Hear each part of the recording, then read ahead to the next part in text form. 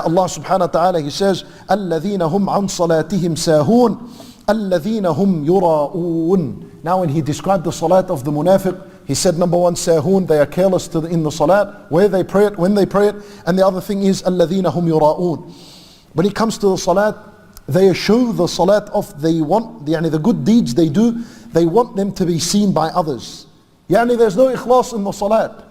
How do you know that you've done something sincerely for Allah subhanahu wa ta'ala's sake? You know that the fact that when you pray or when you do something that is good, you do it seeking Allah subhanahu wa ta'ala's pleasure and His reward. If that's the intention, then that is sincerity. And what is the proof of that? The proof of that is that when you do a deed and you wish that no one saw you, that's a good sign that this deed has been made sincerely for Allah subhanahu wa ta'ala's sake. الرياء الذين هم يراءون. الرياء, showing off, is shirk.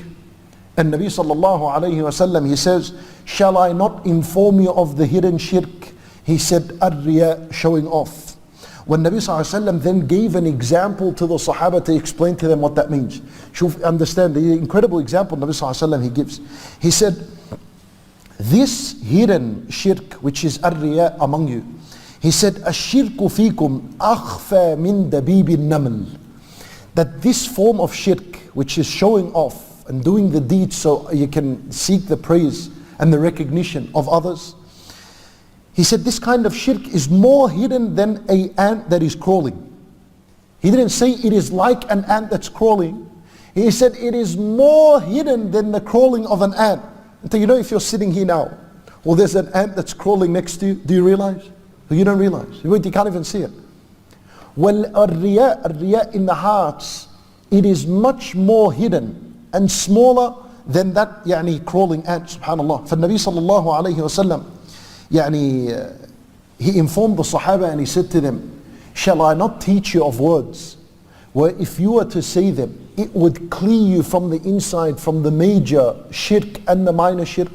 They said, Bala ya Rasulullah. What are these words? فhe said to them, say, أيوة هذا الحديث. اللهم إني أعوذ بك أن أشرك بك وأنا أعلم وأستغفرك لما لا أعلم. He says, say, oh Allah, I seek refuge in you that I commit shirk with you while I am aware of it.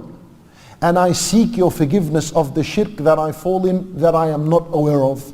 Anyone who says this dhikr, this dua, bi-idhnillahi ta'ala, by the permission of Allah, if it comes sincerely from his heart, and he says it and he continuously says it in his salat or wherever he is, that would clear him from any shirk that is in his heart, including this minor shirk that Rasulullah ﷺ described is more hidden than the crawling ant.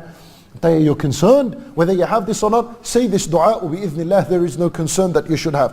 Allahumma inni a'udhu bika an ushrika wa ana a'lam wa astaghfiruka lima la a'lam. هذا هو الدعاء. Must be memorized and teach it to those who you know and who you don't know. Allah subhanahu wa ta'ala, He says, الَّذِينَ هُمْ عَنْ صَلَاتِهِمْ سَاهُونَ الَّذِينَ هُمْ يُرَاءُونَ الَّذِينَ هُمْ يُرَاءُونَ. وَالرِّيَاء, what would also bring away a riya from your life is to have some salat in your house. If you have some salat in your house and then you pray if you salat al-jama'ah in public and the people see you, then there's nothing to worry about. لأن المنافق does not have any salat in his house at all. His house is dead, no salat. Was salat in your house, it will bring so much goodness in your house. مرة النبي صلى الله عليه وسلم, he said in the hadith, I'll mention this hadith for you, but before, there was a story that Shaykh Shanqiti rahimahullah once, he mentioned to us in Al-Madinah. He said that there was a man that came to him once, and he said to him, he complained to him of problems he had in the house. He said, Wallahi ya Shaykh, my kids, I don't know what's wrong with them. My headache 24/7. My wife as well, so much problems between me and her. I can't get along with her, she doesn't get along with me. I don't know what's in the house. Maybe is it sihr? Is it hasad? I don't know what's in the house. It just seems to be there's no barakah in this house. I'd rather be outside than inside. So he said to him, Akhi, do you pray at home? He said to him, pray what? He said, salat, sunnah, anything at home. You pray witr at home? He said, what's witr? He didn't even know what witr was. فالشيخ began to teach him, there's something called an-nawafil, there's something called sunan al-rawatib, the prayers that are prayed before and after the obligatory prayers, something called salat al-witr. Allah, Nabi sallallahu alayhi wa sallam, he says, awtiru ya ahl al-Qur'an, the people of Qur'an. If you affiliate yourself to the Qur'an and you love the Qur'an, then you're supposed to be praying al-witr.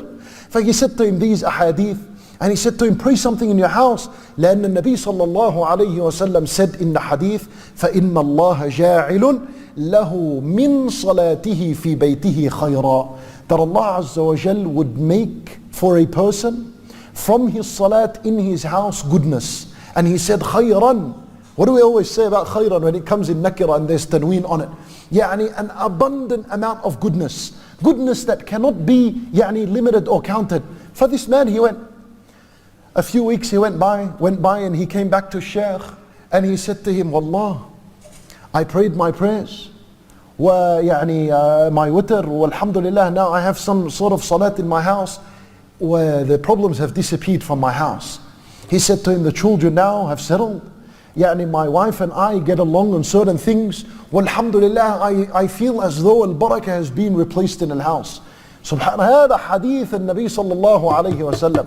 He says that Allah would make for you ultimate goodness in your house when you pray in your house. Never ever cut salat from your house. Not only it will bring the goodness, but it would also save you from the quality of hypocrisy. The hypocrite is the one who shows off when he prays. And the one who shows off when he prays, he can't do that at home.